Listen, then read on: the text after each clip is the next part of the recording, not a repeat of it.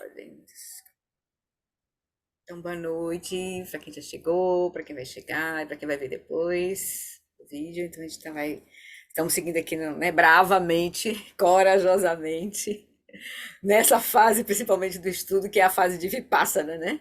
Mas depois a gente vai lá para a fase de Shamatha, certo? Mas vai chegar em Shamatha. Mas agora nós estamos na fase de Vipassana, como a G diz, né? Uma vacinazinha de Vipassana na natureza da mente, antes da gente ter as instruções realmente de chama de tomar a mente como caminho, porque senão a gente vai reificar tudo que surgir na nossa mente. Então a gente precisa ter minimamente essa compreensão da vacuidade, essa mente grosseira, né? Então, para poder a gente não poder conseguir fazer a prática de shamatha sem muitos obstáculos. Obstáculos virão, mas se a gente tem muitos obstáculos. Então, a gente vai começar, como sempre, hoje com as preces. A gente vai fazer uma prática guiada. Eu vou trazer uma prática guiada do Mingyur Rinpoche, do Caminho da Liberação, que ele está fazendo com os alunos dele no Brasil, no mundo também, né? Todo o Tergá, ele fez um treinamento onde ele vai apresentando as instruções de Mahamudra, assim, da natureza da mente, né? Apontando as instruções do Mahamudra da natureza da mente. Então, eu hoje vou trazer a segunda a instrução de apontamento, que é exatamente a mente e a vacuidade. Exatamente o que a gente está vendo, né? Mas eu vou trazer na configuração hoje, domingo Rinpoche, que é mais light, assim. E aí, na próxima terça, a gente segue com o Lama Ala, no jeito dele lá. Então, a gente vai aprofundar mais um pouquinho, né? A investigação na próxima terça, tá bom? Então, vamos lá. Eu vou fechar os microfones. E aí a gente segue para as preces, para a gente seguir com a nossa prática e então o estudo.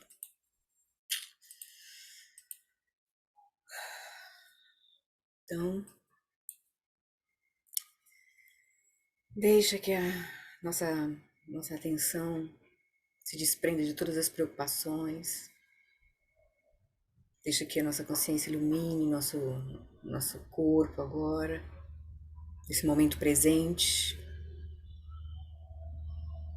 E diante da imagem de Guru Rinpoche, a gente começa nosso encontro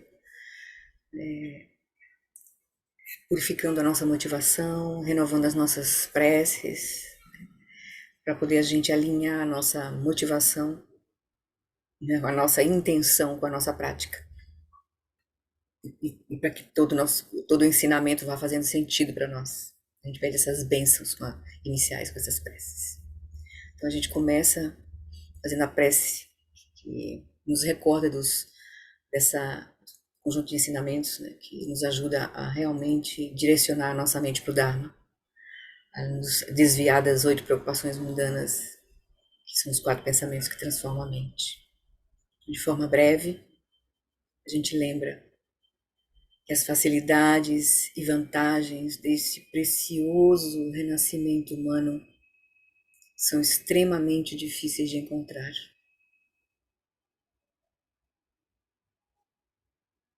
Nos alegramos com a nossa vida humana preciosa, em especial porque nós encontramos o Dharma, a linhagem viva dos ensinamentos, a bondade dos nossos lamas.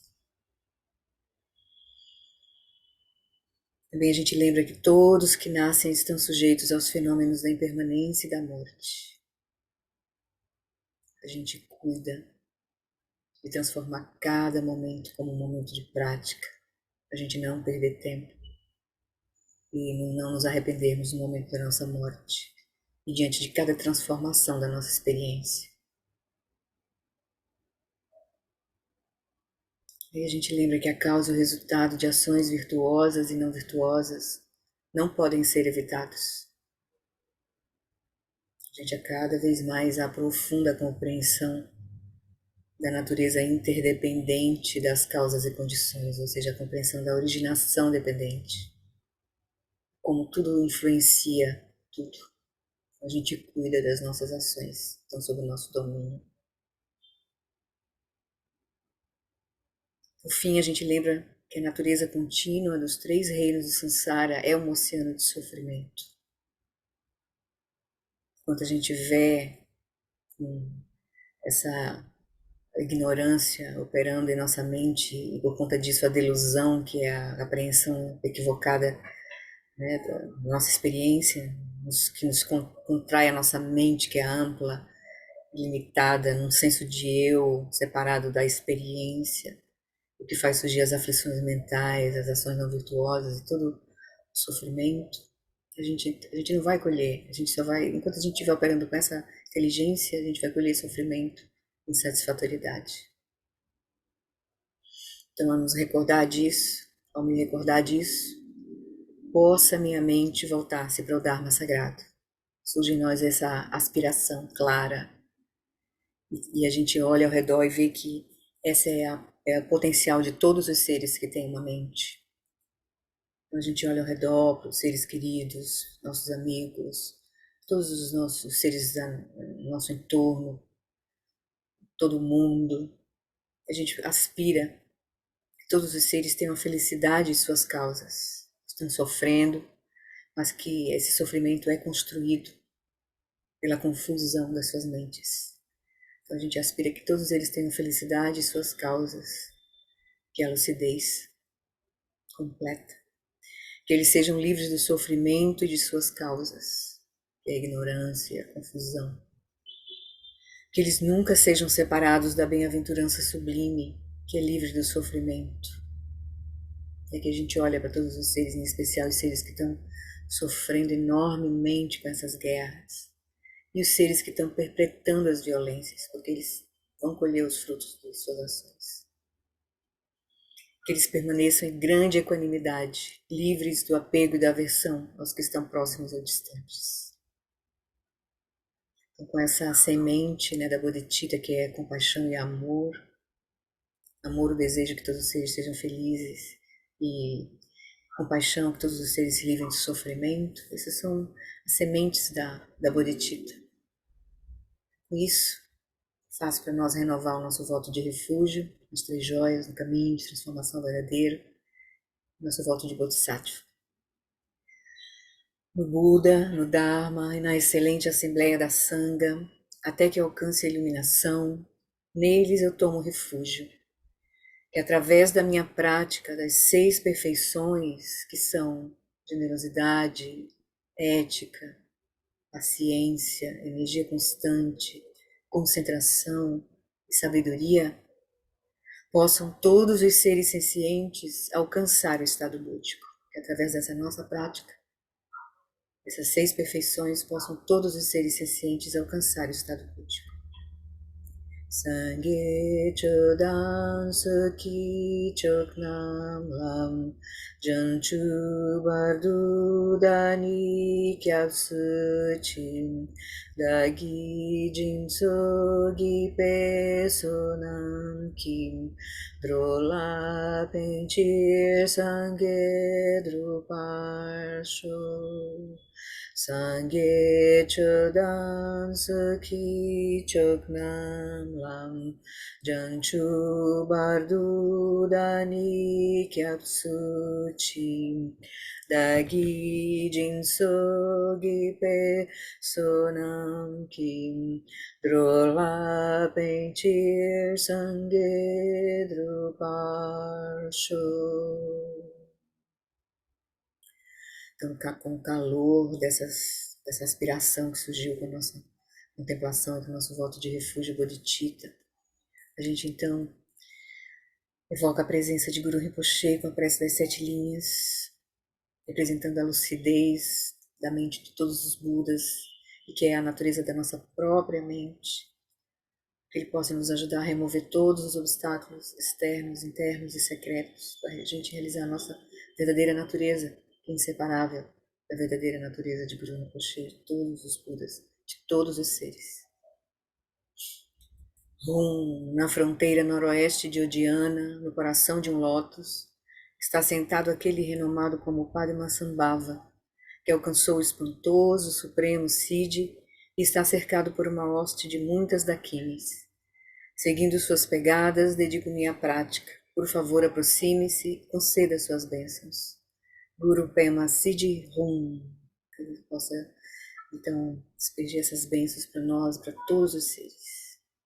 Om Orgenu Genu Jansam Pema Gesardam Polam Yasen Chagenu Drune Pema June Jesudram Purdu Kandro Mampe Kor Kiki Jesudandru Kim Jenge Lopti Sheksu So Guru Pema Siji Hum Orgen Yugi Nujan Sam Pema Gesa Dompolam Yasen Chagi Nyudru Nye Pema June Jesudram Kudu Kandro Mampe Kor Kiki Jesu Dadru Kim Jenge Loptir Sheksu So Guru Pema Sidi Hum. Com as bênçãos da nossas aspirações, nosso voto de refúgio bodhicitta. A gente reconhece que o refúgio final é perfeitamente completo em nós, pois a nossa mente é a natureza de Buda, iluminada desde o início. Com essas bênçãos e com essa confiança, a gente convida o Guru Rinpoche para vir para o topo da nossa cabeça. Sua forma luminosa, cheia de bênçãos, se transforma numa esfera luminosa, com a radiância das 5 cores, das 5 sabedorias. Desce pelo nosso canal central, repousa em nosso coração. E aí a gente recebe as bênçãos de reconhecer que a nossa mente e a consciência iluminada de Guru Rinpoche se tornam inseparáveis, como água derramada na água, com o espaço fundindo-se com espaço.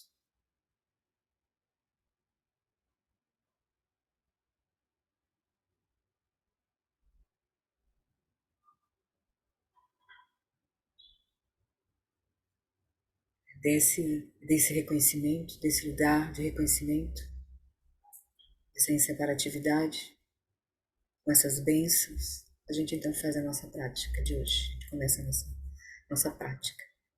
Eu convido vocês a encontrar uma posição confortável.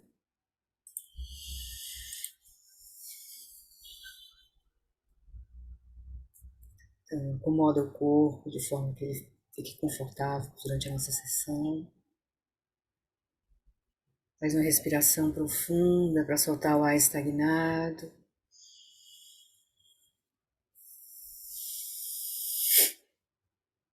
Soltando os resíduos da energia condicionada das nossas aflições mentais. Fica nos nossos canais. E o nosso corpo quietado, nosso corpo confortável, ajustado. Nosso corpo sutil, nossa energia liberada. A gente começa a nossa prática.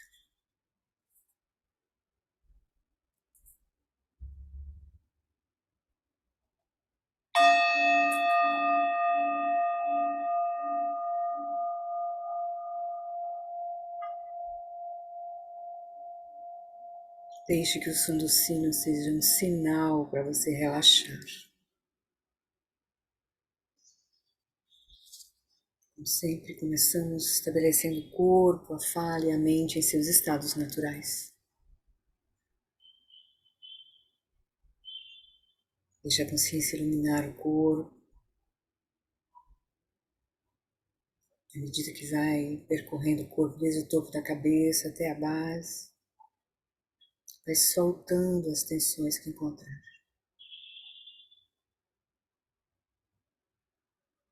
Vai deixando o corpo relaxar, soltando todos os músculos, a face, as mandíbulas, os lábios, os ombros,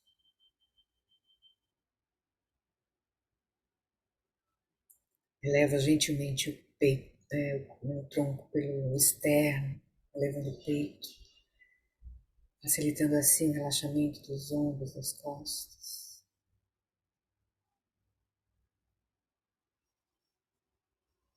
Solta as tensões do abdômen, dos braços e das pernas. Vai deixando que o corpo relaxado se acomode na postura, permaneça imóvel, sem esforço.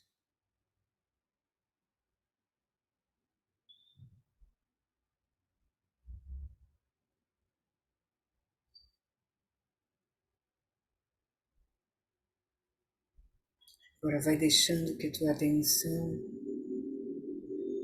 repouse sobre as sensações táteis da respiração, acompanhando por alguns instantes o ritmo da inspiração e da expiração, aproveitando cada expiração para soltar a fala interna da mente,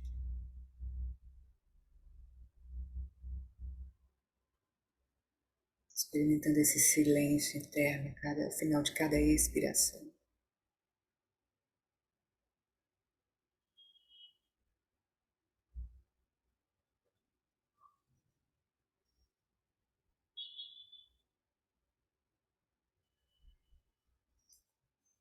Com o corpo e a respiração nos seus ritmos naturais, seus estados naturais. É fácil agora a mente então ficar presente, despreocupada, aberta e clara.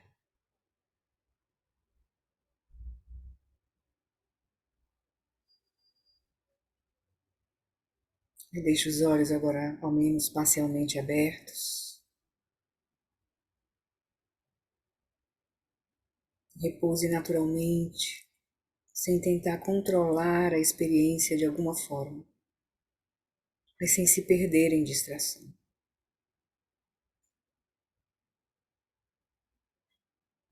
Deixe a sua mente assim como ela está. Deixe a consciência repousar no momento presente.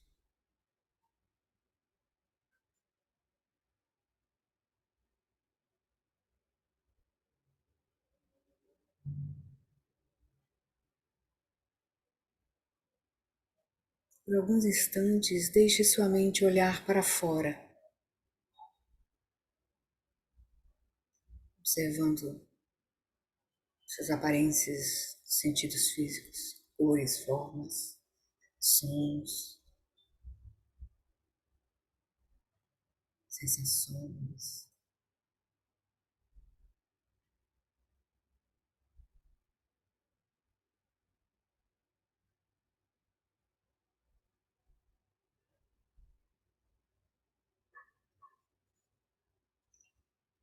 E agora, volte a sua mente para dentro, a mente olhando para a mente.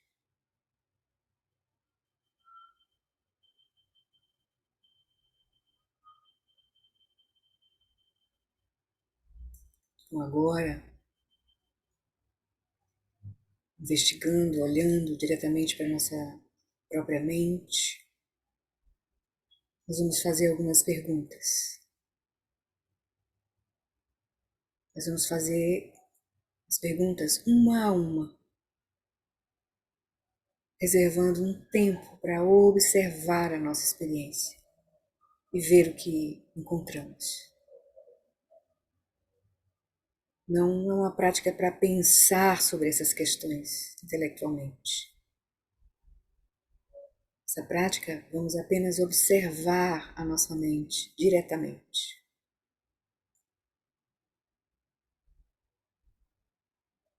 E vamos alternar a pergunta, o questionamento, com a observação direta e depois com um breve repouso na consciência, no momento presente. Aí a gente faz uma nova pergunta.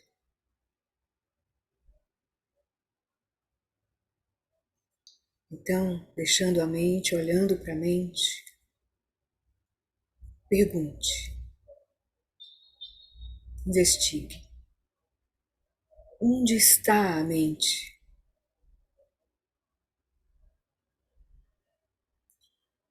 Observe diretamente a sua experiência.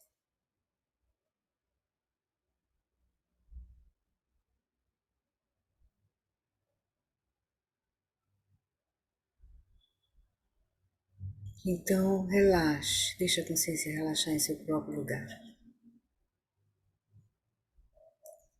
A investigação vai ser breve. Cada pergunta é uma investigação direta breve. E a gente solta e deixa a consciência repousar no seu próprio lugar.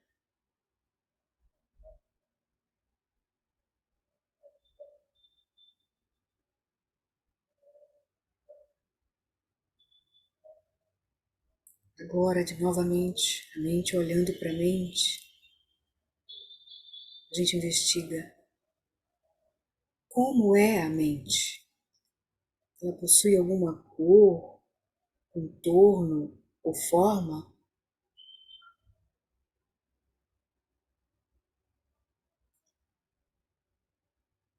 Apenas observe a sua experiência.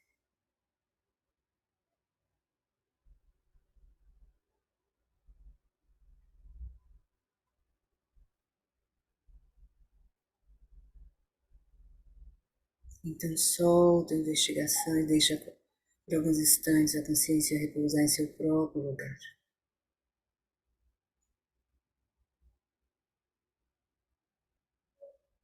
Aberta no momento presente.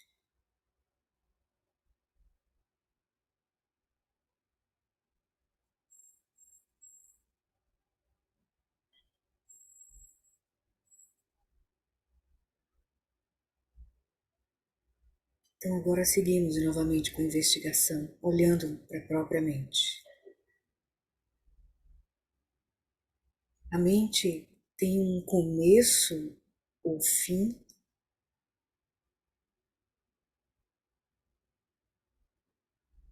Observe diretamente a sua experiência.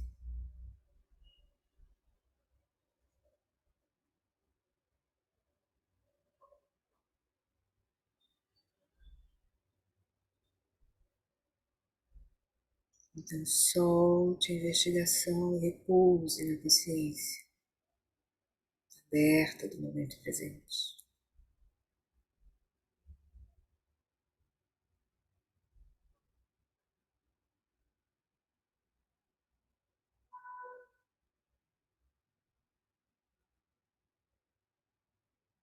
E agora olhamos mais uma vez, a mente olhando para a mente, investigando.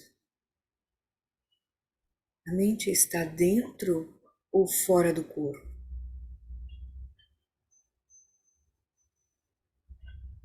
Observe diretamente a sua experiência.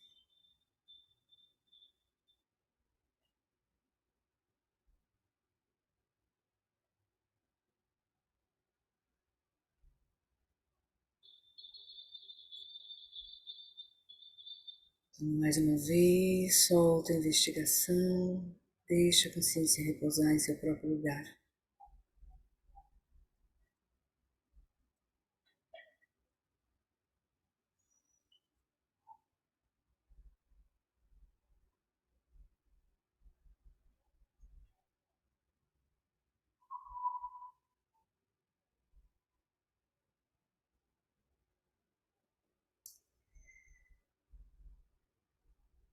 Aí Mingyur Rinpoche nos orienta.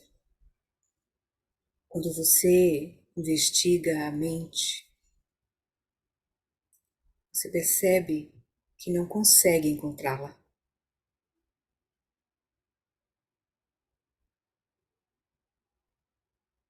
A mente é aberta e vazia, como o espaço.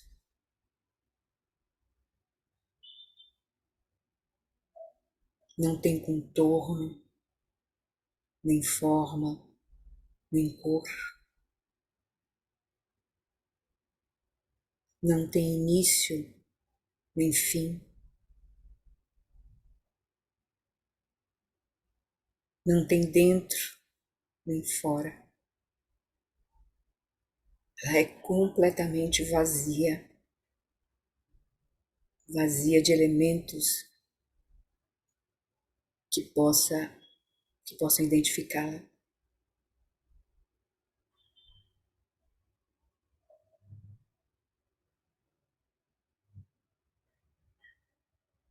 No entanto, algo sabe que é vazia, que a mente é vazia.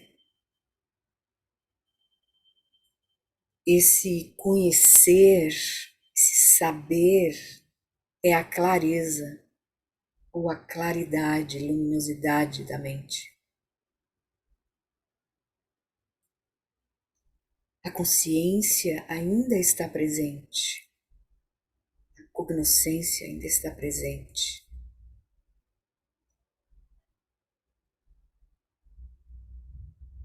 Sua mente é a união de vacuidade e clareza, de vacuidade e luminosidade. Você não consegue encontrá-la quando busca por ela. E ao mesmo tempo, ela não é o nada, porque você ainda conhece e experiencia as coisas.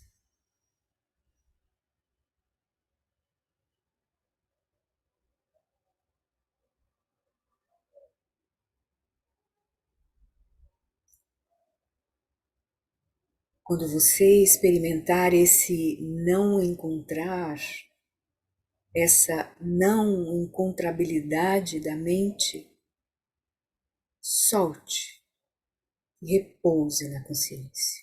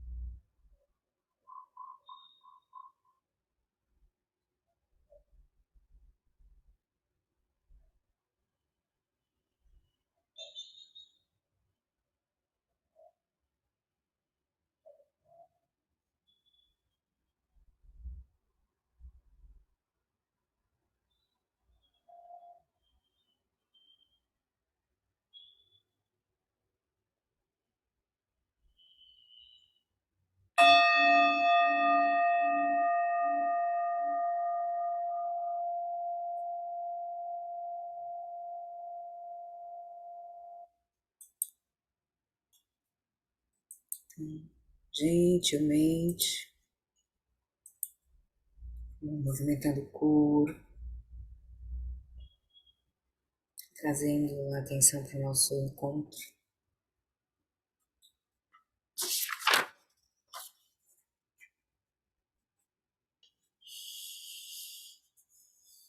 Tudo bem, queridos? Ele é fantástico, Flávio. Ele é fora de série. É muito sucinto, assim, né? E Ele ele, é e ele, muito. ele mantém essas práticas muito curtas, assim, sabe? De investigação na natureza da mente. Bem curtinha, assim. Ele não demore, faça só, olhe e solte. Olhe e Mas solte. ele deu um desfecho na prática. Ele É. deu um desfecho. Uhum, É muito lindo. Não uhum, conhecia essa meditação dele, muito linda. é. Bah, muito, muito direta, muito clara. Uhum. E não amedronta muito, assim, né? Porque ele é muito. Não, não, não. Oi, Daci. Boa noite, gente. Olha, eu achei perfeita, quase perfeita, porque Aham. eu tenho uma questão que ficou meio confusa para mim, aí eu perdi um pouco. Porque a hora que fala de mente, a hora que ele fala de É. consciência, né? E Uhum, consciência, pelo que eu entendo, é o que é anterior a qualquer coisa, até a mente finita. uhum. Então, É. assim, aí quando eu relaxo na consciência, o que acontece para mim é que eu tenho uma impressão de que há somente cognoscência essa luminosidade, essa radiância, né? Esse saber.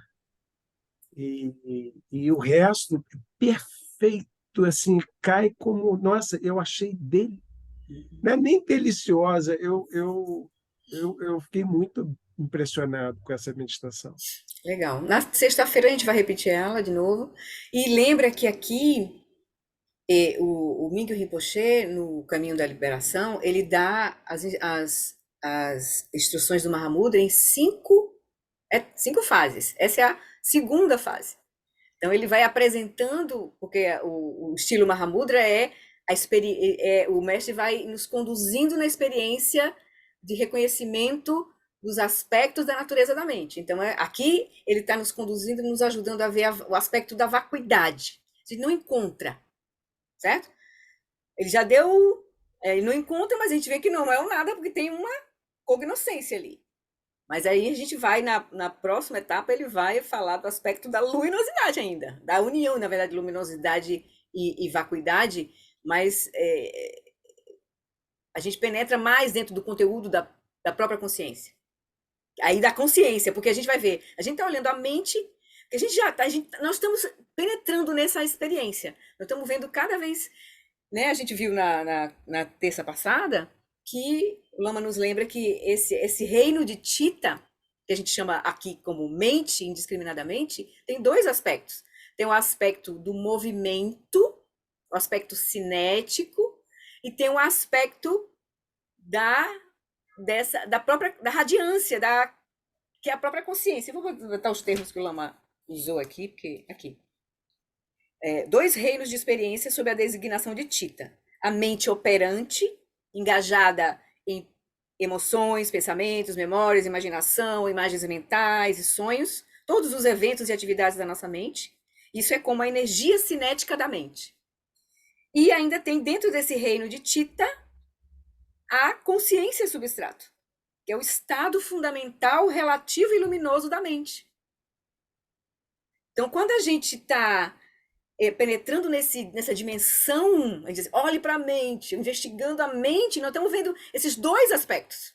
O aspecto de cinético e o aspecto que ele chama aqui de o estado fundamental, relativo e luminoso da mente, que é a consciência substrato. Então, nós estamos, quando a gente está ficando nessa luminosidade, nessa não conceitualidade, nessa cognoscência clara, né? E nessa bem-aventurança, nós vamos nos aproximando da consciência substrato, da experiência da consciência substrato. Porque normalmente a gente está preso, emaranhado dentro da energia cinética da mente. A gente não está reconhecendo essa base. E a prática de atingir chama até a gente reconhecer e repousar nesta base. Né? Se desidentificar, deixar de se fixar, de reificar os conteúdos da mente. Né? Então é a prática, né? Então estamos chegando. Nós estamos já pelo menos começando na nossa experiência, começando a ver isso, né? Essas duas coisas, assim, né? Isso é importante, né? Oi, Paulo e Ana. Eu já participei de ensinamentos em que se tinha um outro modelo e eu tinha muita dificuldade de encaixar as coisas naquele modelo. Mas lá, anos atrás, na minha ingenuidade, eu tinha uma pergunta bem idiota que era como é que o meu espírito sabe que eu tô aqui, né? Eu estava pousando em São Paulo, dizendo, como é que ele sabe? Eu peguei o avião, tô aqui. Pode ser uma pergunta ridícula, mas olhando de outra maneira, ela já era uma ânsia minha de procurar compreender isso, né?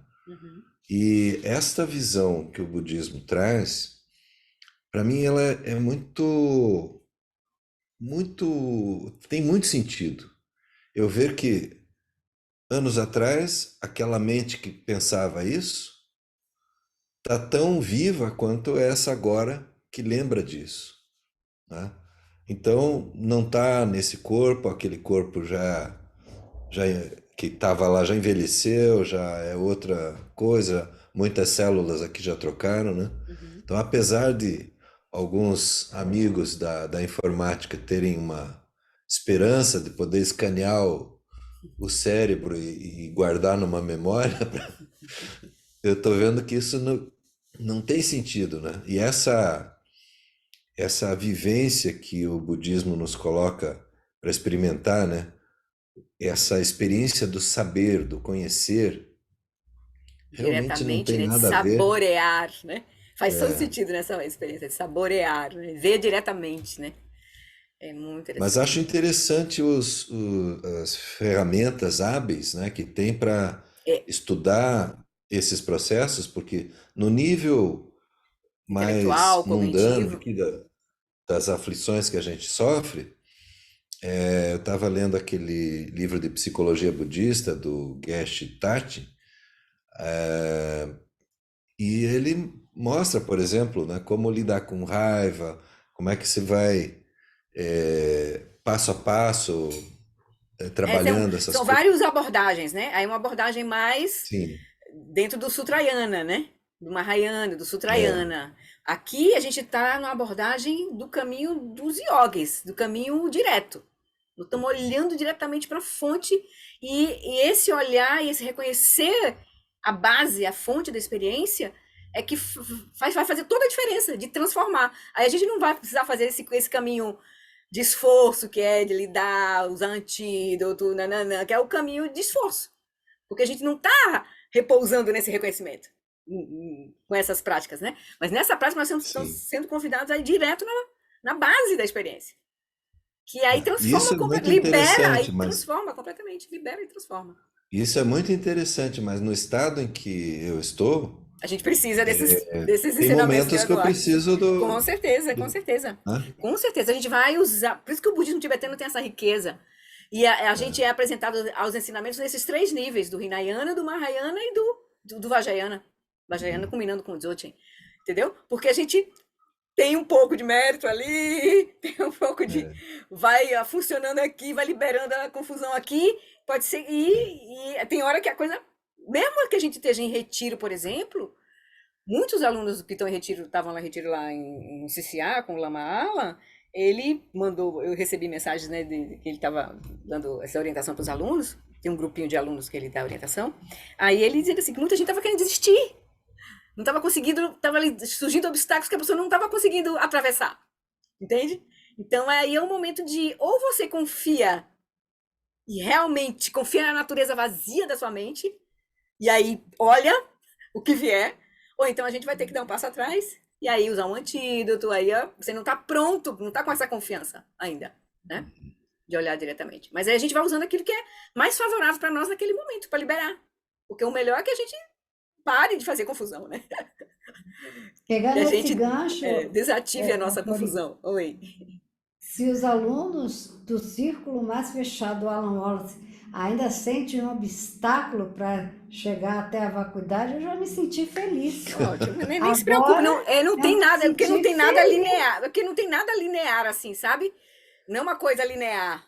Então, você tem um mérito, mas você pode chegar num momento ali e enfrentou um obstáculo. E aí, aquele momento ali, a pessoa, tendo as causas e condições favoráveis, ela pode liberar completamente. Ou não. Você deixa, você Ou deixa eu não. falar uma coisa para Oi. Ana. Ana, você não tem que chegar onde você sempre esteve. Você não tem que ser aquilo que você já é por natureza. Você não tem que. É só ser. Vai nada. Libera, relaxa. Se você relaxar, pronto, está iluminada. Se fosse fácil, né, Ana? Mas a Ana tá ouvindo, a Ana tá ouvindo, tá confiando, tá ouvindo, tá confiando. Aham, Né, Ana? Tá aí, ó, firme e forte. é verdade. Não, tô lá, aí, por exemplo, agora nessa prática que teve, aí de repente quando houve um questionamento, né, do espaço e de tudo, né, você é isso. Aí eu pensei assim, sim, mas quando eu saio fora do corpo, como eu saí fora do corpo uma vez, que eu vi o meu corpo, quem é que estava lá vendo o meu corpo? Entendeu? Uhum. Isso era uma coisa que eu tinha que ter perguntado a um lama que eu acabei esquecendo. Quem é que está vendo o corpo? Quem estava lá em cima vendo o corpo lá? E o que é esse Quem corpo, era? hein? O que é esse corpo? Que você tá chamando de meu corpo? Talvez Bom, eu esse acho que tem seu que ter corpo uma. não seja seu. Você não Bom, seja é, esse é corpo, né? o corpo que eu conheço, né? Pois é. A Podia gente, ser da Gisele Bündchen, mas infelizmente eu não nasci com o DNA da Gisele Bündchen. pois é isso mesmo. Aí a prática é isso. A gente vai olhar para nossa experiência.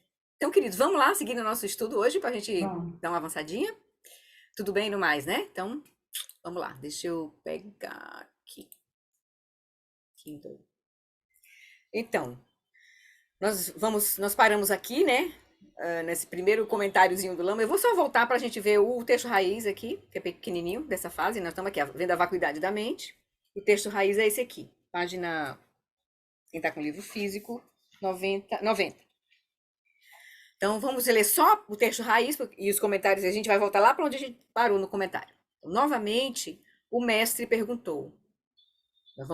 Já vimos a primazia da mente entre corpo e mente, agora estamos vendo a vacuidade da mente. Agora estamos olhando para esse agente todo-poderoso, esse senso de eu, essa essência, esse observador, esse fazedor, esse agente. Então, agora olhe para ele. Novamente, o mestre perguntou: você, como o monarca todo-criador, tem ou não tem forma? Se tem, a que tipo de forma de ser a sua se assemelha? Você, o monarca, tem olhos, ouvidos, nariz, língua e uma faculdade mental ou não? Ou seja, como é que é? Se sim, onde eles existem neste momento? O que eles são? Além disso, sua forma é redonda, retangular, semicircular, triangular, multifacetada ou de algum outro tipo? Você é branco, amarelo, vermelho, verde, multicolorido ou não? Se é, deixe-me, sem falhas, ver isso diretamente com os meus olhos ou tocá-lo com as minhas mãos. Aí o Lama já ouvimos esse comentário, e ele segue. O Lama diz assim, que ele poderia dizer, não, eu já sei, não, eu sei a resposta certa, não há forma, nem dimensão, nem cor. Mas o mestre seguiu ainda. Se conclui que nenhum desses existe, você pode ter caído no extremo do niilismo. Então, nesse caso, se você caiu no extremo do niilismo, achar que então não tem nada, não existe nada, nada para ser encontrado, então considere o samsara, a sua experiência, né, de samsara e de nirvana, alegria e pesar, aparências e mente, que é o observador, né, e todas as suas causas substanciais, e mostre-me sua real natureza, a sua natureza fenomênica. Aí eu vou só seguir aqui. A gente, né, leu isso aqui, mas aí daqui eu pulei para aquele PPT, aquela apresentação onde a gente viu a originação dependente, né? Vendo que todos os fenômenos surgem de causas e condições em relação às suas partes e em relação à designação conceitual. Nada tem existência inerente. Tudo é originado dependentemente, né? Aí a gente viu isso. Aí a gente parou aqui. A gente vai seguir agora aqui. Aí eu vou só reler aqui rapidinho, só esse pedacinho. Então, concluir que você, o observador, não possui essas faculdades, não possui dimensões, forma e assim por diante, pode ser uma expressão do niilismo, uma apreensão equivocada, né? Uma visão equivocada, que mina a confiança em causa e efeito. Porque se eu estou operando com a visão do extremo do niilismo, eu vou achar, então, tudo vale, né? Eu vou fazer qualquer coisa e não tem consequência, porque realmente não tem, é vazio. Vazio no sentido de não ser um nada, né? Então, você pode cair nesse extremo e aí mina a sua confiança em causa e efeito, porque, na verdade, enquanto a mente está operando com dualidade, causa e efeito funciona. Certo? Somente a mente completamente liberada vê a vacuidade de causa e efeito. Mas enquanto a gente não está com a mente completamente liberada, aquilo que não está liberado tem causa e efeito. Então, a referência feita aqui a causas substanciais, que ele vai dizer aqui, né? Olhe para todas as causas substanciais do samsara, nirvana, alegria, pesar. Aí o Lama nos lembra que causas substanciais aqui não é reificação, causa que tem a substância verdadeira, ou seja, as coisas surgem de algo, né? Há um risco de você facilmente considerar essas causas como uma substância real, que se transforma em alguma coisa. Mas não é esse o significado de causa substancial. Então, por isso que a gente foi lá ver aquela informação sobre originação dependente, né? Então, a filosofia budista cita dois tipos de causas: causas substanciais ou primárias e condições auxiliares. Uma causa substancial, de forma simples, explicada aqui, né, de forma simples, transforma-se no seu efeito substancial. No caso, por exemplo, da semente, que a gente viu a semente e o broto. A semente é a causa substancial do broto, que foi aquilo que se transformou no broto. Como também ele deu naquele PPT, ele deu um exemplo de um fenômeno não físico, que é a semente e o broto, o fenômeno é físico. Semente é física, o broto é físico. Ele também deu o exemplo de uma emoção, do apego. Então, que é um fenômeno imaterial. Ele também, a causa substancial do apego é a nossa propensão habitual para o apego. É um momento prévio de consciência, é uma marca kármica, uma marca sutil da nossa consciência de apego. Essa que é a causa substancial do apego. Então, ele vai dizer, uma causa substancial, de forma simples, transforma-se no seu efeito substancial. Isso não implica a existência inerente de causa e efeito, ou que uma entidade inerentemente existente se transforme em outra. Então, a gente vai entender como é que a originação dependente se dá. E a gente vai ver que se todas as coisas estão em relação de causa e efeito, elas não existem inerentemente. As duas coisas não existem inerentemente, senão elas não podiam se transformar na outra. Né? Aí por isso que a gente vê que a causa e efeito aponta para a vacuidade. A relação de causa e efeito aponta para a vacuidade. A relação das partes com o que surge também aponta para a vacuidade, porque a coisa que surge não está nas partes e nem a coleção das partes é a coisa. Então, tudo, na verdade, está dependendo de uma designação conceitual, a gente vai ver no final das coisas, né? Ou seja, a nossa própria mente que dá solidez às experiências, congela as experiências, num significado, né? Aí ele vai dizer, então, aí ele vai aqui explicar um pouco isso, né? Que a gente viu um pouco no PPT, mas a gente vai ver agora a explicação do Lama. Considere o seguinte exemplo. Aqui ele vai usar um exemplo da flor, que é um exemplo material, uma coisa material, depois ele vai fazer rapidamente um exemplo de uma percepção, que é uma coisa imaterial, mas aí a gente vai ver rapidinho lá no Investigando a Mente, quando terminar essa primeira parte, quando ele explica de forma bem detalhada as causas e condições da consciência, da nossa mente. É isso que a gente está olhando, não estamos olhando para a nossa mente. Então, a nossa mente não tem como causa, como os cientistas, por exemplo, pensam, o cérebro, uma causa material. Não é do cérebro que surge a nossa mente. Então, ele vai chegar aí nesse ponto e a gente vai ver lá no Investigando a Mente um pedacinho, um trechinho que ele esclarece isso. Então, ele vai dar aqui. Considere, então, o seguinte exemplo. Uma flor de orquídea é um produto, algo que surge, né? Não existia e passa a existir, a flor. Acho que tem alguém aqui no chat, deixa eu ver. Pedacinho. Tá. Ok, depois a gente dá uma olhadinha. Então, alguma coisa, aí ele diz, então, vamos considerar uma orquídea. Alguma coisa se transformou em flor, como qualquer físico diria. Ela não surgiu do nada. A flor é um fenômeno físico, né? Então, alguma coisa se transformou em flor. Há várias moléculas e nutrientes, e assim por diante, que se transformaram em orquídea. E em algum momento, essa orquídea florescerá. A seguir, essa flor secará e em algum momento deixará de ser uma flor. Ela se tornará pó, que se dispersará, e assim por diante. A noção budista de causas substanciais e efeitos se compara à teoria dos físicos da conservação de massa e energia. Ou seja, causa substancial é aquilo que transforma no seu efeito. Tem uma relação direta, certo? Já as condições contribuintes, não tem essa relação direta, mas as causas substanciais e seus efeitos têm, né? Então ele diz, a noção budista de causas substanciais e seus efeitos se compara, como, né, a semente e o broto, né? A flor aqui, né, as substâncias, a semente e a flor.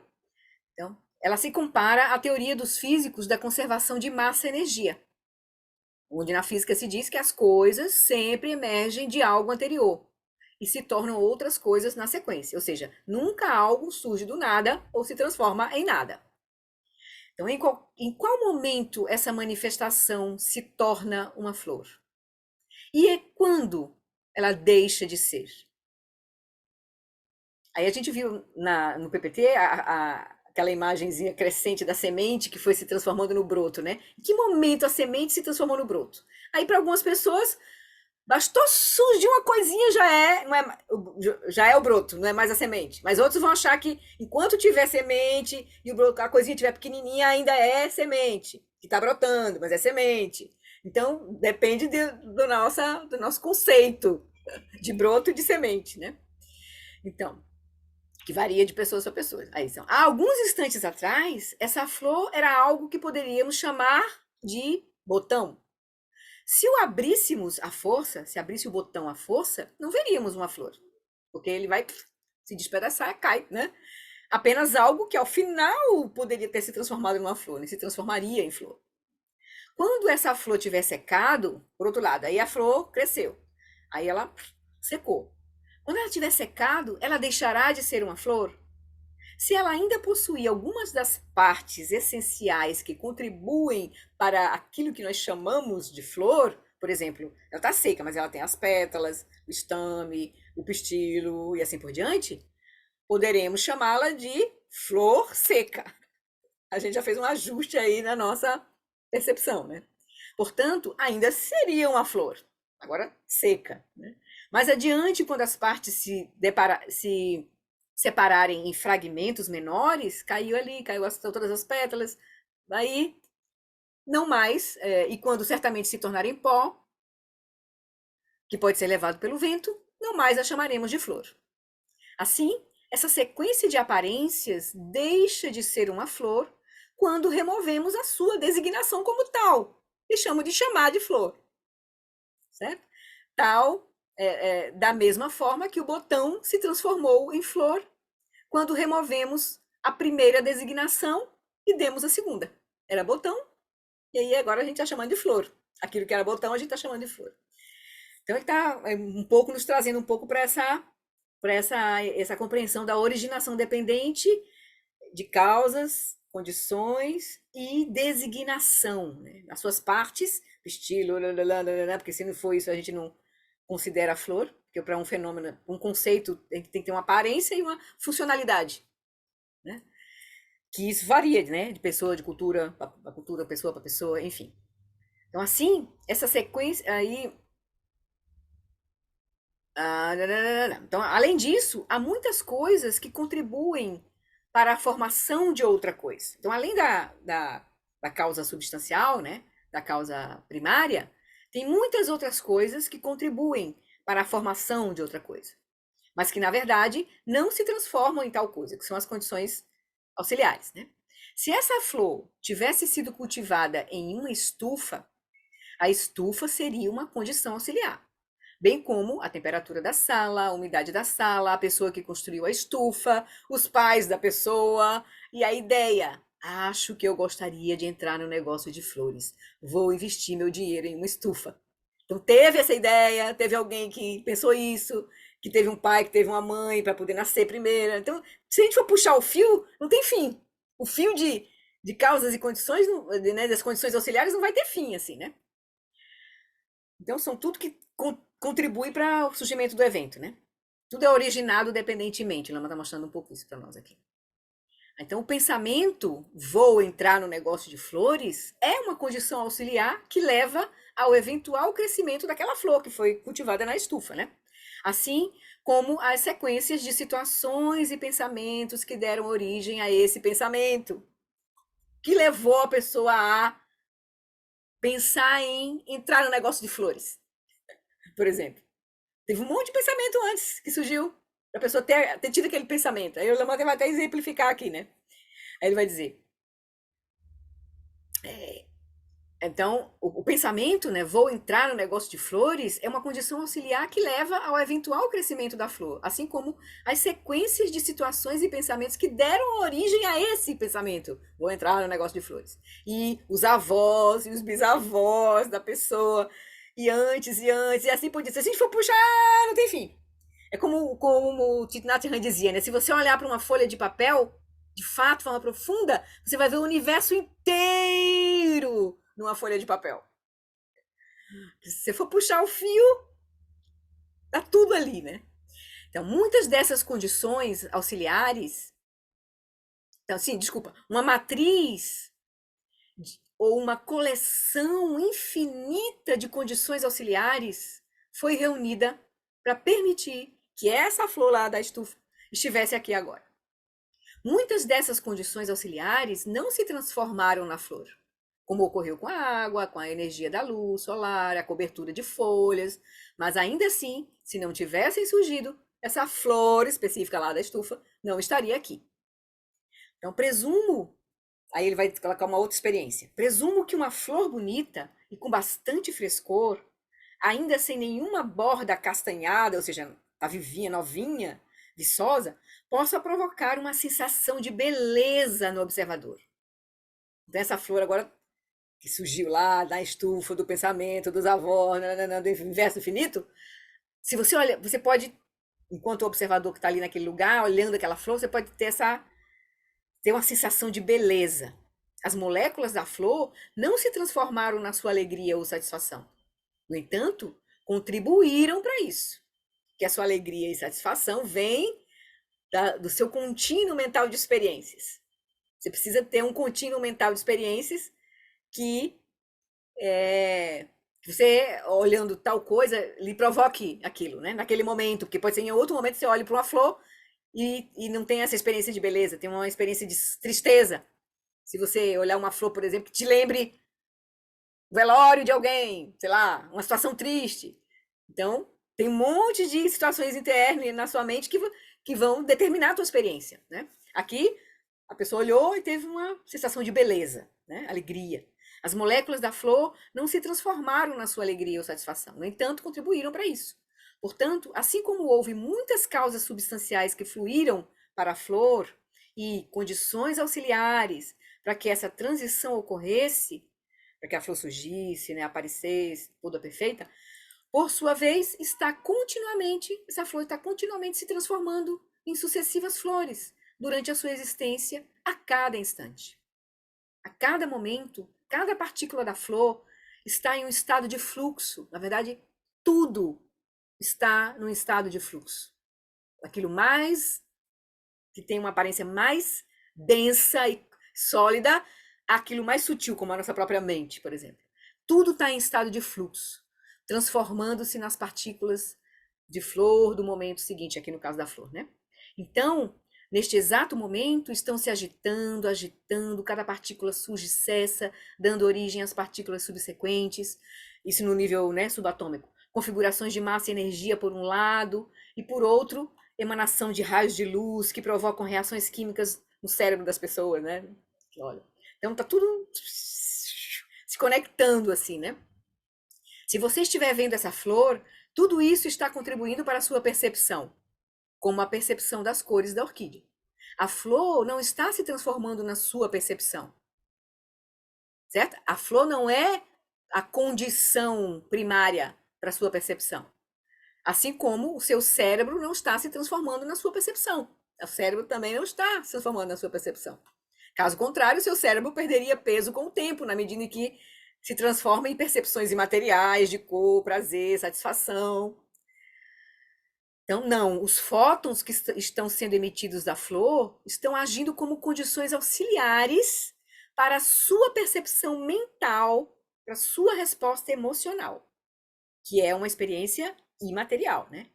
Então, a sua resposta emocional pode dar origem a pensamentos como: ah, eu acho que vou entrar no negócio de flores.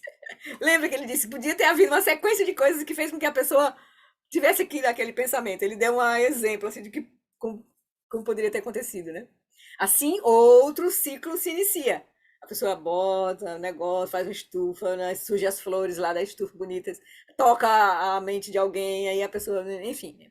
Portanto, afirmar a existência de condições auxiliares e causas substanciais não significa que você tenha que reificar o fenômeno.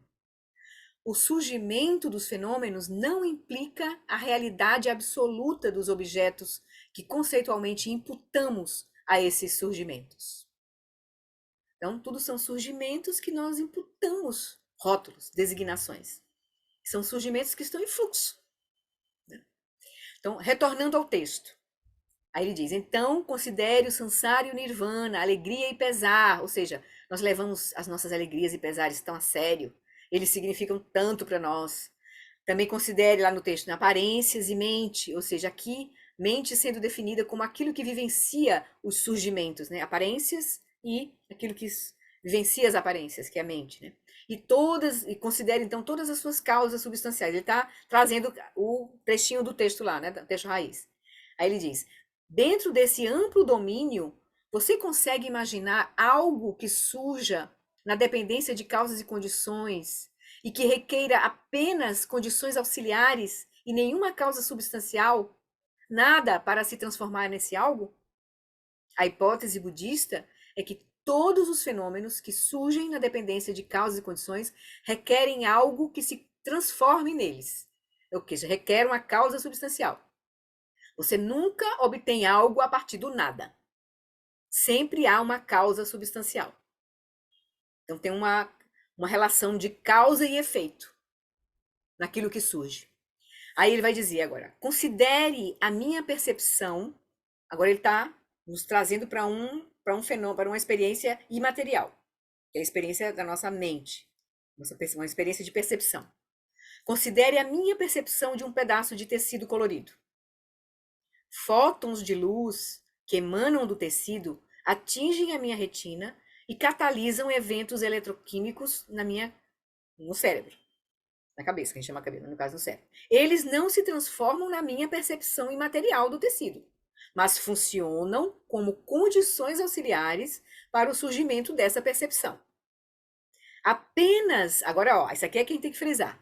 Apenas, que é o que a gente vai ver lá no Investigando a Mente, apenas um contínuo anterior de consciência, que é uma causa substancial, transforma-se nessa percepção. Então, aí é a hipótese budista da continuidade da consciência. E de que o fluxo de consciência toda a nossa atividade da mente, atividade da consciência, essa atividade material da nossa mente, surge de um fluxo anterior de consciência, um momento anterior de consciência. Não surge do cérebro, não surge, por exemplo, essa percepção que ele deu um exemplo aqui, né? A percepção um pedaço de tecido colorido. Essa percepção que nós estamos tendo interna do tecido colorido, ela não surge, ela surge de um contínuo anterior de consciência, que é a causa substancial para os eventos mentais. Portanto, todas as coisas que surgem na dependência de causas e condições possuem causas substanciais e condições auxiliares. Coisas materiais nunca funcionam como causas substanciais de eventos imateriais, como pensamentos e percepções, ou seja, coisas materiais, o cérebro, o tecido, nunca funcionam como causas substanciais dos eventos imateriais, como pensamentos e percepções. E coisas imateriais, como pensamentos, percepções, não agem como causas substanciais de coisas materiais. Então, não é nossa percepção do broto que faz surgir o broto. Se não tivesse a semente, não surgiria o broto. Né? Nesse sentido. A causa substancial do broto, né, de algo, é a semente. Mas isso tudo vem à existência, o fenômeno todo, que a gente está chamando de broto, vem à existência a partir de causas e condições, na dependência de suas partes e da designação conceitual. São essas três coisas junto. Né? Então, agora, considere o samsara e o nirvana, alegria e pesar, que são, no caso aqui, que são a experiência sutil, né? De onde a sua alegria realmente vem? Não de condições auxiliares. Por exemplo, não vem de doces, nem guacamole, nem pão azedo, nem de nenhuma dessas coisas que podem ou não catalisá-la. Todas as alegrias e pesares surgem da mente, com momentos prévios de consciência, agindo como causas substanciais para estados subsequentes de consciência. Isso aqui é que a gente está sendo convidado para olhar diretamente e ver como é que a nossa mente, esse encadeamento acontece internamente. Quando o mestre pede ao Bodhisattva para lhe mostrar a real natureza do samsara e do nirvana, alegria e pesar, aparências e consciência, ou aparências e mente, como ele colocou lá no texto, né? E todas as suas causas substanciais, ele está se referindo à sua natureza fenomenológica, ou seja, no tempo e no espaço. Né? É isso o que os cientistas, psicólogos e meditadores estudam, miríades de fenômenos surgindo na dependência de causas e condições, cada um surgindo de sua causa substancial. O mestre está focando mais uma vez o tema da mente aqui, nesse, né? Agora nós estamos olhando, nós não estamos focando os fenômenos externos, nós estamos buscando ver diretamente a mente, nesse agente, esse criador, esse, né? Essa essência, esse eu, né? Então, aqui o mestre está focando mais uma vez o tema da mente, do agente, o que nós podemos simplificadamente chamar de essência, observador, aquilo que age, o que é geralmente conhecido por eu, certo? Então, nós estamos focando isso. Aí, aqui eu queria dar uma paradinha e a gente vê, tudo bem? Tudo bem? Deixa eu ver a carinha de vocês. Tudo tranquilo? Vamos seguir o raciocínio, para a gente não quebrar, porque agora a gente vai ver no Investigando a Mente, o Lama explicando exatamente as causas e condições da consciência, da mente, dos eventos mentais, certo? Eu vou puxar. Cheiro de queimado não é aqui, não. Às vezes eu esqueço alguma coisa, alguma panela no fogo, mas já está vindo de fora. Pronto, deixa eu pegar aqui. Então, eu vou pegar o Investigando a Mente. Eu já separei aqui. Então, deixa eu só localizar vocês. Onde a gente vai ler um trechinho desse tópico, a natureza essencial da mente, que está dentro do capítulo A Natureza da Mente. Esse capítulo é sensacional, do Investigando a Mente, que é a fase 2 lá do Vajra Essence, né? Então, aqui ele está falando sobre a natureza essencial da mente, que é a consciência substrato, certo? Que tem a natureza manifesta, outra terminologia da Si, natureza manifesta da mente, que são a energia cinética da mente, e a natureza essencial da mente, que é a consciência substrato, certo? Então ele está explicando aqui num pedacinho, a gente não vai ler o tópico todo, que é grande, mas só esse pedacinho aqui onde ele vai dizer. Na análise budista da causalidade, que é o que a gente está vendo aqui agora, certo? A questão do surgimento dependente, é feita clara distinção entre uma causa substancial e uma condição auxiliar. Uma causa substancial se transforma em seu efeito e perde a sua própria identidade no processo, como o caso da semente e o broto, certo? A causa substancial do broto é a semente. E no processo, para surgir o broto, a semente se transformou, certo? Então, uma causa substancial se transforma em seu efeito e perde a própria identidade no processo, enquanto uma condição auxiliar apenas influencia seu efeito sem perder a sua identidade ao fazê-lo. Por exemplo, um grão de milho é uma causa substancial de um pé de milho, pois a substância do núcleo do grão se transforma na substância do pé de milho. E ao fazê-lo, sua identidade como núcleo, como semente, é perdida, à medida que se torna o material do caule, né, e da toda a planta. A decisão de um fazendeiro de plantar um campo de milho, o trator que ele usa para arar o campo e os trabalhadores que semeiam o campo servem de condições auxiliares para o surgimento dos pés de milho. Mas eles não se transformam na colheita, no pé do milho lá, né? Não se transformam, certo? Esses dois tipos de causalidade também são predominantes no campo da física. De acordo com a física clássica, quando uma bola de bilhar bate em outra, ela atua como uma condição auxiliar para a segunda bola se mover, mas não se transforma nessa segunda bola. Partículas de matéria influenciam os campos, aí é a matéria de física aqui, né? Partículas de matéria influenciam os campos e vice-versa como condições auxiliares, mas não se transformam neles. Segundo a teoria da relatividade de Einstein, espaço e tempo e massa e energia influenciam-se mutuamente como condições auxiliares, sem que o espaço e tempo se transforme em configurações de massa e energia ou vice-versa. Eles não são condições, eles são condições auxiliares, mas não tem relação causal, certo? Então, massa e energia sempre vai continuar sendo massa e energia, né? E vai se transformar em massa e energia, e espaço-tempo, né? Foi outra coisa, foi espaço-tempo, vai sempre ter relação com espaço-tempo, mas eles se influenciam. Então, finalmente, na física quântica, de acordo com a teoria de Copenhague, o ato de medir faz com que um campo de probabilidade entre em colapso, mas não se transforma nesse campo de probabilidade, ou nas partículas elementares ou ondas que surgem em relação ao sistema de medição. Tá? Que eu não vou conseguir fazer essa conexão clara, porque não entenderia aqui, né? Mas ele está dizendo que o processo de medição não se transforma naquilo que foi medido, certo?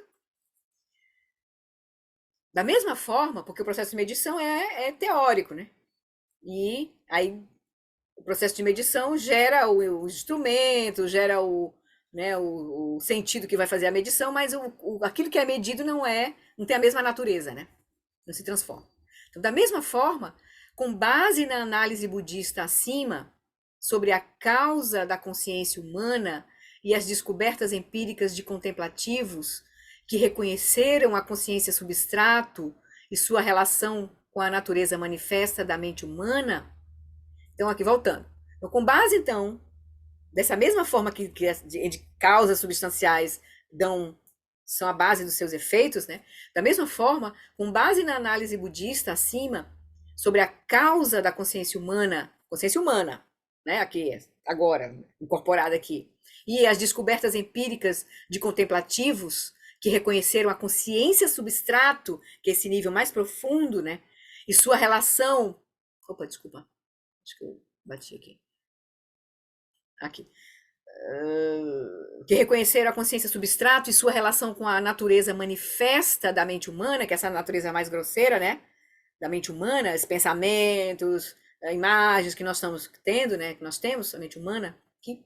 Então, a causa substancial da consciência humana foi identificada como sendo a consciência substrato, que se transforma em consciência humana.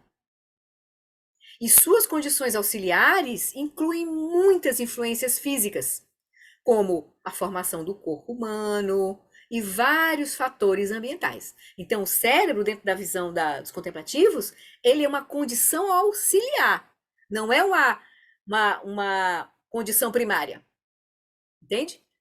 Então, a condição primária da consciência humana é a consciência substrato.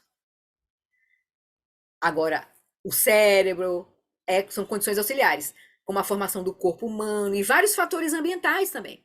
Em suma, o corpo físico condiciona a consciência humana, bem como toda a gama de processos mentais e sensoriais humanos, né? O corpo físico também condiciona, mas nenhum estado de consciência ou processo mental jamais emerge diretamente do corpo ou de qualquer outro fenômeno físico.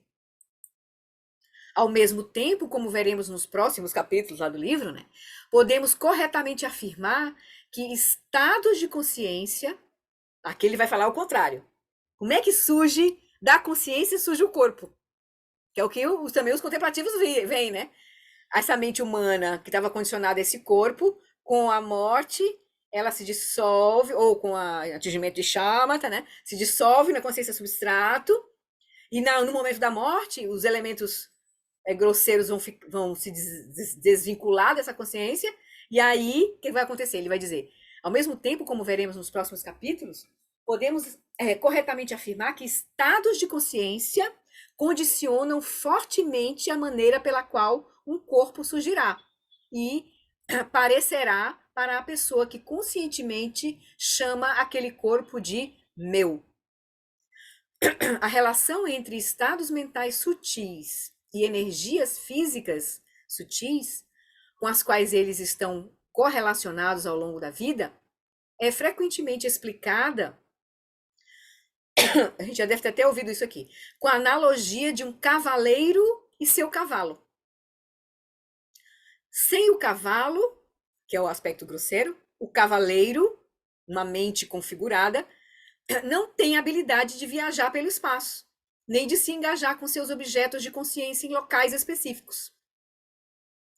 Mas sem o cavaleiro, que é essa mente configurada, o cavalo, as energias sutis, mas também se pode dizer o próprio corpo em geral, ele é cego, pois a matéria física em si não está consciente. Disse que o corpo é o que sustenta a vida humana, enquanto a mente é o que é sustentado pelo corpo. No corpo, né? No entanto, como na analogia de um cavaleiro sustentado por um cavalo, ou uma casa sustentada pela terra, isso de forma alguma sugere que o cavaleiro emergiu do cavalo, ou que a casa foi produzida por sua fundação, como se o último fosse a causa substancial do primeiro, ou seja, como se o cavalo fosse a causa substancial do cavaleiro, e o cavaleiro emergiu do cavalo, não é o caso, ou a casa surgisse da fundação, né? A fundação fosse a causa substancial da casa. Em vez disso, assim como o cavaleiro pode montar um cavalo, desmontar e subir em outro, e enquanto estiver cavalgando, ele é realmente sustentado por esse cavalo, ele está fazendo uma analogia, ou seja, a nossa mente, apesar dela não ser originada do corpo, ela está sendo sustentada por esse corpo aqui agora, essa mente humana, certo? Essa mente humana. Aí ele vai dizer, então, em vez disso, assim como um cavaleiro pode montar um cavalo, desmontar e subir em outro, e enquanto estiver cavalgando, ele é realmente sustentado por esse cavalo, os contemplativos budistas entenderam que tanto os níveis grosseiros quanto sutis da consciência montam o suporte físico de um corpo enquanto o ser senciente estiver vivo. Na morte, no entanto, essa inter-relação íntima é cortada, de modo que a mente não é mais sustentada por aquela configuração específica de energias sutis e matéria grosseira, com as quais havia se identificado, que é o nosso corpo, né? Como ele está ali agora. O contínuo sutil da consciência mental prossegue, e em virtude da força motriz das propensões kármicas, essa consciência substrato acabará por encontrar um novo cavalo, ou, mais precisamente, começa a influenciar a formação de um novo corpo. Por sua vez, isso ocorrerá somente quando as condições auxiliares adequadas, pais, células viáveis, etc., tiverem sido reunidas para que a consciência possa nascer sustentada, mas não produzida por um novo suporte físico. Assim, a causa substancial para a consciência da nova vida permanece sendo a consciência substrato, mesmo que sua continuação posterior seja então sustentada ou condicionada por uma nova configuração de matéria física. Era aqui que eu queria trazer esse pedacinho aqui, né? Só para fazer essa conjunção aqui com esse momento, né? Que a gente está sendo convidado. Na verdade, não estamos sendo convidados a fazer essa análise, mas isso aqui só dá suporte para nós a continuar olhando para nossa mente. Porque é para esse lugar que a gente vai olhar, que é a base da nossa experiência, né? Certo? Vamos continuar, porque eu queria que a gente fechasse aqui vamos voltar lá pro Aquietando a Mente. Deixa eu trocar aqui o livro. Tá. Então, a gente parou aqui, né? Ele diz: o mestre está focando mais uma vez o tema da mente, do agente. Não estamos olhando para a mente, para a gente. Nesse momento, nós não estamos olhando para os fenômenos. A gente vai depois, na fase 3, olhar para todos os fenômenos. Mas na fase 1 aqui, a gente está só tendo essa instrução de olhar para, né, de vipassana na natureza da mente, para depois a gente estabilizar shamatha, né? Desativar essa mente grosseira, atingir a base, que é a consciência substrato, a essência da mente, para aí a gente poder atravessar, ter as instruções de apontamento para atravessar a reificação da consciência substrato e atingir Rigpa. E a partir de Rigpa, a gente vai olhar para a natureza vazia de todos os fenômenos. Mas a partir de Rigpa, certo? Aí, que é a fase 3, né? Então, aí ele vai dizer, então o mestre está focando agora o tema da mente, do agente, o que nós podemos simplificadamente chamar de essência, o observador, aquele que age, o que é geralmente conhecido por eu. Aí vem esse trechinho que ele vai comentar e a gente termina aqui. Então, grande vacuidade ilimitada, então respondeu. A pergunta foi, olhe para o Samsara e Nirvana, né? Investigue, veja a natureza. A pergunta era essa, né? Veja as causas substanciais, todas as causas substanciais e mostre-me a sua real natureza. Aí agora vai. Grande vacuidade ilimitada respondeu. Ó mestre Bhagavan, a essência, esse eu, esse agente, não tem forma e, portanto, é vazia de forma. Tampouco tem som, cheiro, sabor, sensação tátil ou atributo mental, sendo, portanto, vazia de cada um destes. Ele está dizendo que ele está vendo. Ele olhou e viu. É desprovida de forma e cor, e, portanto, é vazia destas. Aí agora ele diz, agora veja que ele vai falar dos órgãos dos sentidos que estão operando agora nele. Os olhos, ouvidos, nariz, língua e faculdades mentais certamente não têm existência própria, separados da própria consciência clara e límpida. Um pouco do que a gente viu agora nessa correlação que o Lama fez, né? Entre o corpo grosseiro e a consciência. Eles são interligados, né?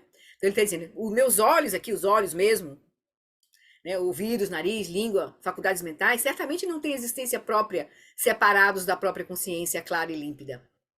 Sem reduzi-las de forma nihilista à inexistência, as manifestações indeterminadas do Samsara e do Nirvana, que ele pediu para ele olhar, né? Veja o Samsara e o Nirvana. Então, sem reduzir essas manifestações de Samsara e Nirvana, né, à inexistência, elas surgem, essas manifestações indeterminadas do Samsara e do Nirvana surgem como as ilusões de um mágico.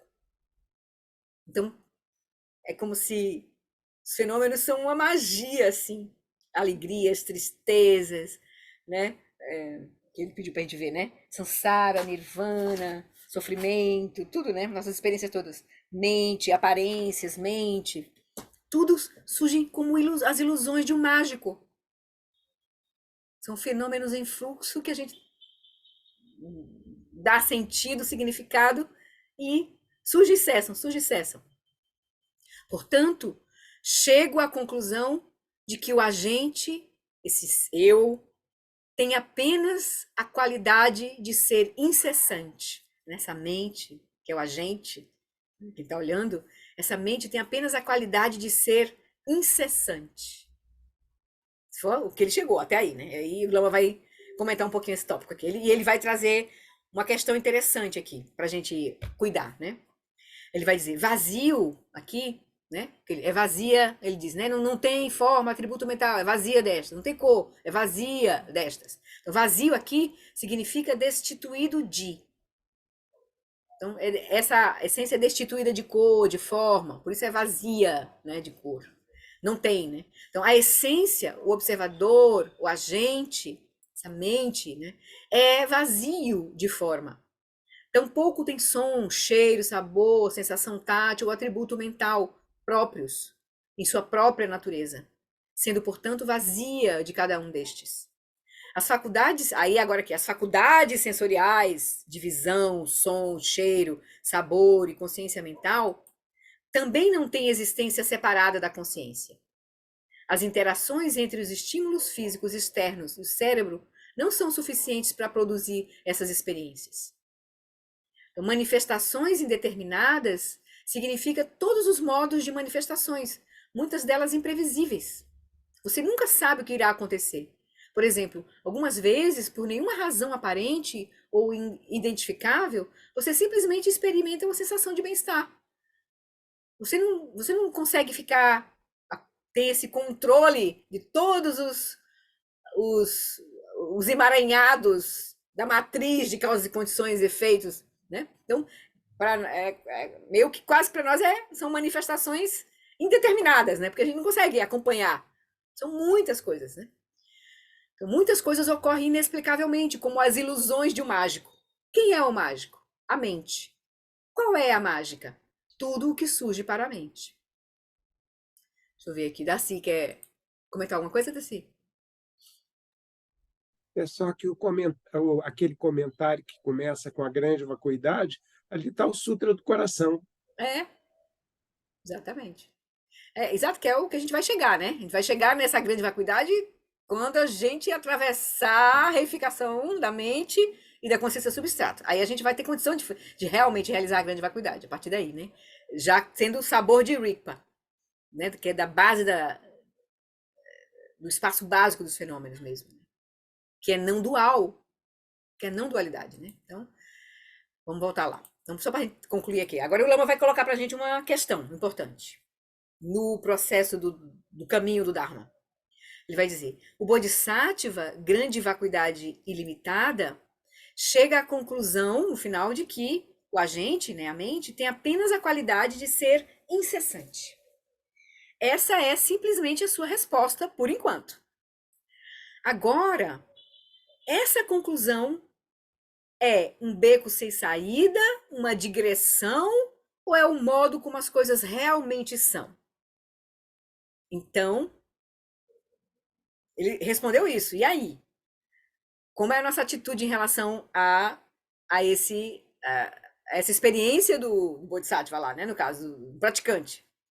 Então, chegamos a um dos temas centrais, a um dos principais recursos heurísticos da tradição budista experiencial, né? Da tradição budista como um todo, que se resume a: não há uma autoridade absoluta e externa para os sutras e tantras que indique quais afirmações são definitivas e quais são provisórias. Nenhum não nos é dito, apenas memorize isto, e desta forma você conhecerá todos os ensinamentos que devem ser tomados literalmente. Este é o modo como as coisas realmente são. Aqueles outros ensinamentos eram apenas meios hábeis para guiar discípulos específicos em um ponto específico de sua evolução espiritual. Não há tal ajuda do mestre, e não deveria haver nesse processo nesse nível de ensinamento que a gente está, certo? Que é o Vajrayana, o Dzogchen, olhando diretamente. O mestre não vai dar nenhuma certeza para nós, não vai dizer. Ao contrário, ele vai sempre estar questionando, fazendo você investigar mais a fundo e você ter a certeza absoluta do que você está experienciando, né? Ele vai só vai destrancar onde ele perceber que a gente está trancado, né? Ele vai dizer: então não há tal ajuda do mestre e não deveria haver. Se dependêssemos de algo do gênero no nosso caminho aqui, não atingiríamos a iluminação. Nós nos tornaríamos apenas pessoas obedientes que memorizam tudo, que aceitam, né, uma verdade, né, externa, né? Essa dificuldade surge especialmente quando nos confrontamos com descrições cosmológicas comuns no budismo, tal como o Monte Meru, seus continentes, terras de Buda lá, colar, enfim, né? Subcontinentes, circundantes e tal. As coisas são realmente assim? Então a gente vai se deparar com essa dificuldade em termos do próprio ensinamento mesmo em si, das instruções de prática, como também dessas descrições, assim, né? Cosmológicas, como ele diz, né? As coisas são realmente assim? Isso é geografia correta? Ou simplesmente uma bela imagem metafórica? Devemos continuar nos confrontando com isso. Ou seja, investigando. Dudjon Limpa disse ter vivido em um desses subcontinentes. Talvez não seja apenas uma metáfora. Não seja apenas mera poesia. Então, tomando outro exemplo, no Sutra do Coração, é dito, com respeito à vacuidade, que não há forma, nem som, e assim por diante. Com respeito à vacuidade, não há a verdade do sofrimento, nem a verdade da origem do sofrimento, nem cessação, nem caminho, que é o ensinamento, né, do Mahayana que nos conduz para o Vajrayana, né, que é realizar a perfeição da sabedoria, né? Que é a vacuidade, né? Inseparável da luminosidade. Essa é a perfeição, né? Mas a grande vacuidade, vai nos apontar a grande vacuidade. Então, aí o Sutra diz, né? Com respeito à vacuidade, não há a verdade do sofrimento, nem a verdade da origem do sofrimento, nem cessação, nem caminho. O Sutra diz isso. Parece que a natureza absoluta das 4 nobres verdades, que não foi um ensinamento que o Buda deu, existe o sofrimento, as causas do sofrimento, a cessação do sofrimento e o caminho para a cessação do sofrimento. O Buda não disse isso? Como é que agora o Sutra do Prajnaparamita está dizendo que na vacuidade não há, né? Aí ele vai dar todas aquelas negações, né? Então parece que a natureza absoluta das 4 nobres verdades, um dos fundamentos dos ensinamentos do Buda, está sendo questionada. E isso aqui, né, por exemplo, esse ensinamento do Sutra do Coração, Prajnaparamita, isso exemplifica o contínuo desafio à nossa inteligência. Um mecanismo integrado ao budismo para nos impedir de nos tornarmos fundamentalistas. Ou seja, de confundirmos a balsa com a margem distante, de confundirmos o dedo que aponta para a lua com a própria lua. Para a gente não se agarrar, não reificar o próprio ensinamento, o próprio caminho. Porque, na verdade, o caminho do Buda é de liberação completa de qualquer fixação. Esse é o processo da iluminação. Você diz, se a gente se fixar, a gente não se ilumina. Seja até no próprio caminho. A gente pode deixar de se fixar no samsara, mas a gente começar a se fixar no caminho, reificar, que é o materialismo espiritual, né? Reificar o processo.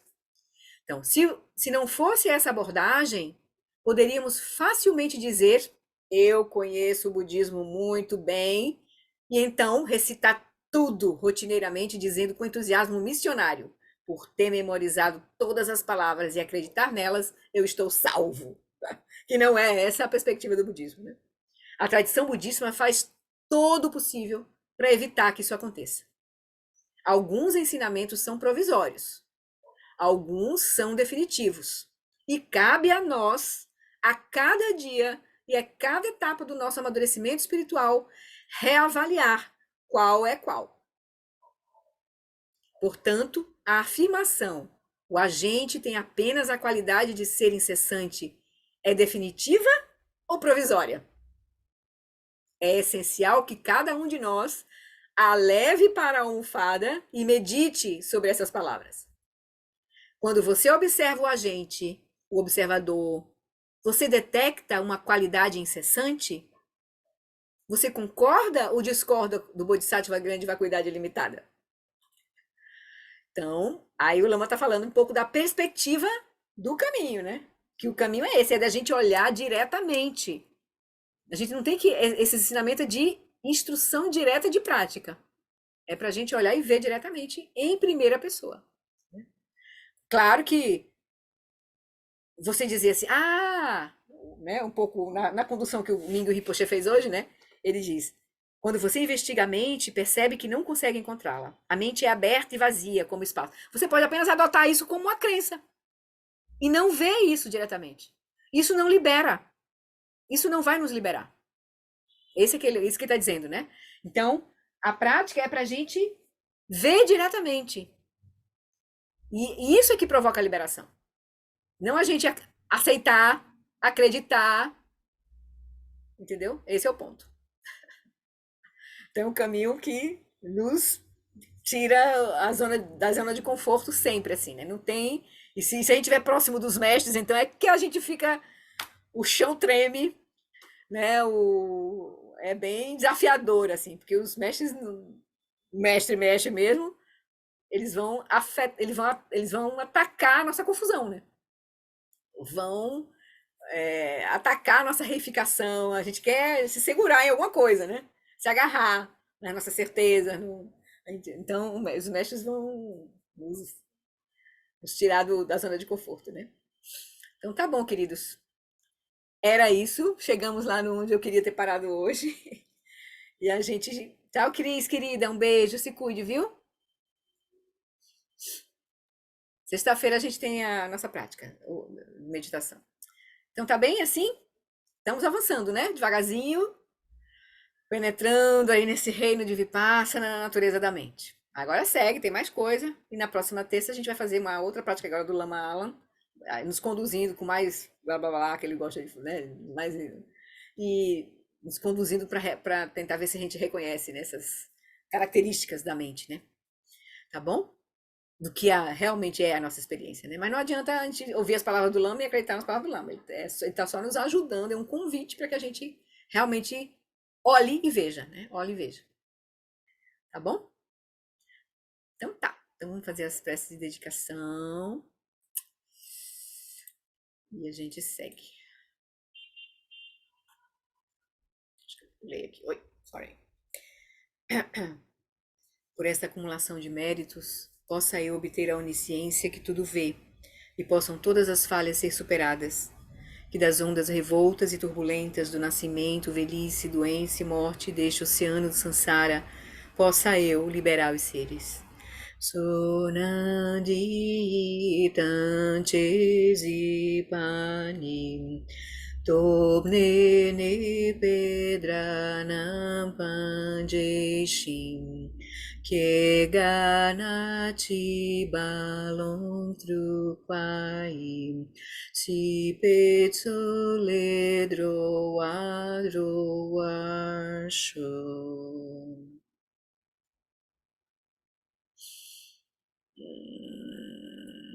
O professor Shakyamuni, o grande Vajradhara, e aquele que sustenta os mistérios de todos os Jinas, Padmasambhava, possam firmar os pés de lótus daqueles que sustentam os ensinamentos e fazem com que os feitos do Buda brilhem como o sol e a lua.